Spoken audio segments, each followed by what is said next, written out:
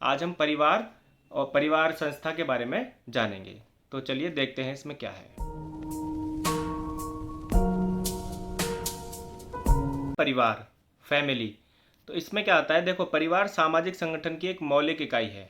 मौलिक इकाई का यहाँ पे हम मतलब समझेंगे कि ये एक ऐसी इकाई है समाज की कि जिसपे समाज का पूरा जो तंत्र है, पूरी संरचना ये उसके ऊपर निर्भर करती है। यानी कि कोई भी विश्व के अंदर हम किसी भी देश में चले जाएं, किसी भी संस्कृति को अगर हम देखेंगे तो वहाँ पे परिवार नामक संस्था हमें अवश्य पाएगी। उसका स्वरूप थोड़ा बहुत भिन्न हो सकता है, लेकिन परिवार नाम की एक संस्था अवश्य होती है। तो इसलिए परिवार सामाजिक संगठन की एक मौलिक इकाई होती है। अब हम इसको समझेंगे कि फैमिली शब्द आया कहाँ से। फैमिली शब्द का उद्गम लैटिन भाषा के शब्द फैमुलस से हुआ है, जिसका अभिप्राय है ऐसे समूह जिसमें माता पिता बच्चे और नौकर सम्मिलित होते हैं। आगे बढ़ते हैं।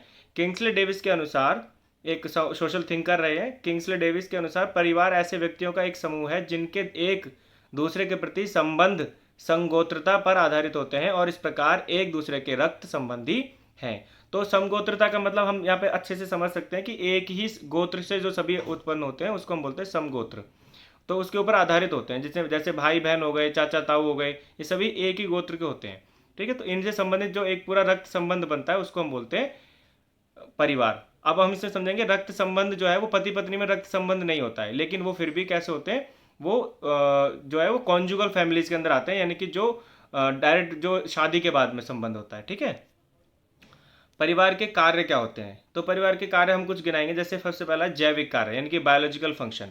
ये बड़ा सिंपल सा है। जैविक बायोलॉजिकल फंक्शन का मतलब यहाँ पे होता है कि जैसे एक जनरेशन से दूसरी जनरेशन को पैदा करना। ठीक है, तो इसको बोलते हैं बायोलॉजिकल फंक्शन। दूसरा आता है आर्थिक कार्य, इकोनॉमिक फंक्शन, परिवार के लिए धन जुटाना।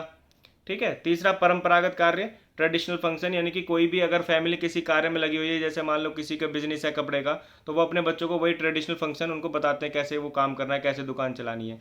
ठीक है, ये ट्रेडिशनल वर्क हो गया। फिर सांस्कृतिक कार्य, कल्चरल फंक्शंस, जैसे शादी विवाह इत्यादि हो गया। ठीक है, तो इनको बोलते हैं सांस्कृतिक कार्य।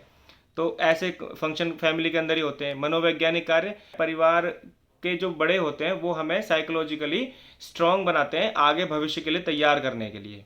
ठीक है, तो इसको बोलते हैं मनोवैज्ञानिक कार्य। धार्मिक कार्य, रिलीजियस, बहुत सारे हमारे धार्मिक कार्य होते हैं, यज्ञ इत्यादि करना, हवन करना। ठीक है, तो वो सारे कार्य हम परिवार के साथ बैठ करके करते हैं। उसके बाद में शैक्षणिक कार्य, एजुकेशनल फंक्शन होता है ना। जो भी माता पिता होते हैं वो अपने बच्चों को पढ़ाते हैं, स्कूल में भेजते हैं, कॉलेजेस में भेजते हैं, तो ये उसके एडिशनल फंक्शंस हो गए।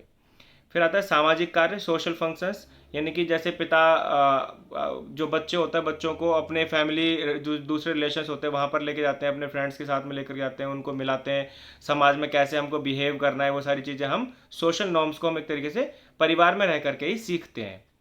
फिर आखिरी आता है इसमें मनोरंजनात्मक कार्य, यानी कि एक दूसरे के साथ में हम मिलकर के रहते हैं तो हमारा जो जीवन होता है वो सुखमय होता है।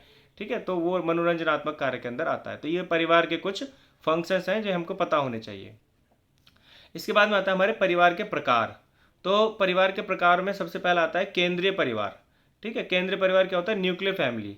ये एक परिवार का सबसे सूक्ष्म रूप है, यानी कि जिसमें पति पत्नी और बच्चे। ठीक है, इसको बोलते हैं न्यूक्लियर फैमिली, केंद्रीय परिवार।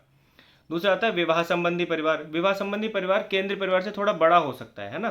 जैसे वो किसी भी दूसरे परिवार से मिलकर के कोई एक आधा और व्यक्ति है वो उसके अंदर जुड़ सकता है।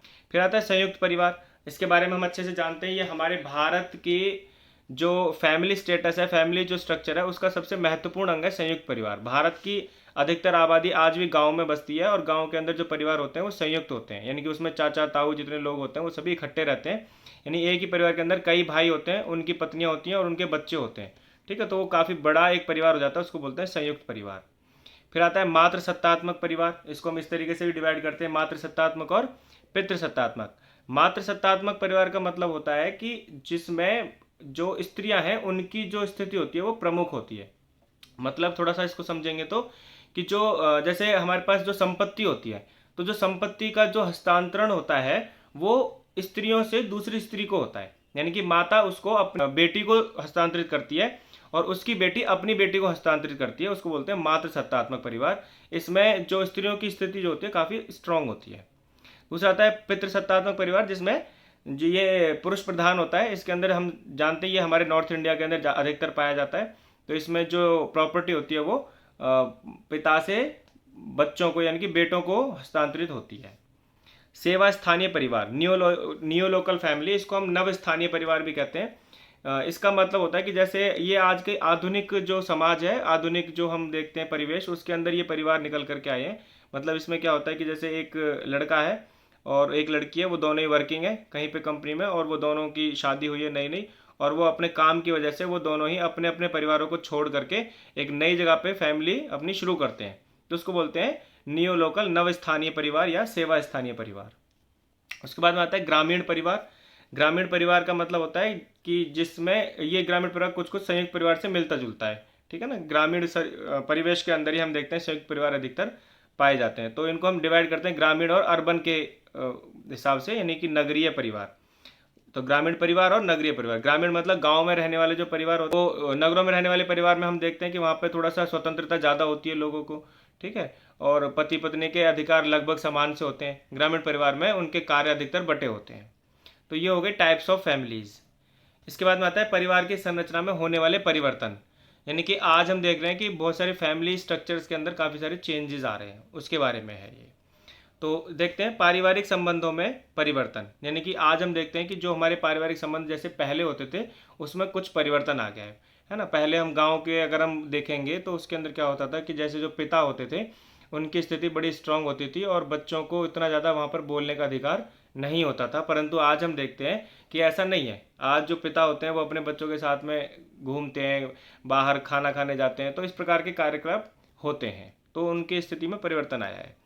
दूसरा, पिता की शक्ति में परिवर्तन। यह अभी मैंने जो एग्जांपल दिया उससे हम समझ सकते हैं कि पिता की जो शक्ति पहले जो होती थी अब वो थोड़ा सा वो डिजॉल्व हुई है। अब वो जो शक्ति है वो थोड़ा सा मदर के पास में, माता के पास में भी वो हस्तांतरित हुई है।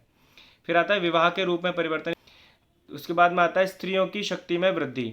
तो स्त्रियों की शक्ति में वृद्धि हुई है क्योंकि स्त्रियां आज हम देखते हैं वो आत्मनिर्भर हुई हैं, है ना। उन वो स्त्रियां भी बहुत सारी बाहर निकल करके नौकरियों में गई हैं, तो इसकी वजह से उनको एक इस विशेष प्रकार की शक्ति भी मिली है। तो परिवार में उनका ओहदा जो है वो ऊंचा हुआ है। फिर आता है परिवार के आकार में परिवर्तन। आकार में परिवर्तन हुआ है, हम अभी समझ रहे थे, जैसे कि हम देखते हैं कि रूरल फैमिलीज़ के अंदर या ग्रामीण समाज के अंदर एक संयुक्त परिवार होता था, है ना। उसमें काफ़ी सारी संख्या में लोग होते थे, लेकिन आज के समय पे ऐसा नहीं है। आज के जो परिवार हैं अधिकतर हम देखते हैं कि जो शहरों में खासतौर पर जो परिवार रह रहे हैं उनके परिवार में पत्नी और पति, साथ में बस बच्चे, ज़्यादातर ये रहते हैं। अधिक से अधिक होंगे तो उनके माता पिता और रहते हैं बस। तो एक छोटी फैमिली हो गई है, काफ़ी न्यूक्लियर फैमिलीज हो गई हैं। उसके बाद में आता है हमारा स्थिरता में कमी, यानी कि स्टेबिलिटी जो है वो फैमिली में काफ़ी कम हो गई है ना। ये एक चिंता का विषय भी है कि स्टेबिलिटी कम हो जाना। पहले के जो समाज होते थे, चाहे बेशक उनके पास में सुख सुविधाएं इतनी नहीं होती थी, परंतु उनके परिवारों में स्थिरता होती थी। लेकिन आज हम देखते हैं कि फैमिलीज में स्टेबिलिटीज़ नहीं है, ठीक है। छोटी छोटी लड़ाइयाँ, इस प्रकार की चीज़ें बढ़ रही हैं। तो ये हमारी आज की स्लाइड थी। आज हम इतना ही करेंगे। इसी स्लाइड के साथ आपका जो पार्ट 3 है वो पूरा हो जाता है। सभी बच्चे इसको ध्यान से देखेंगे और अपने नोट्स कंप्लीट करेंगे, ठीक है। तब तक के लिए धन्यवाद।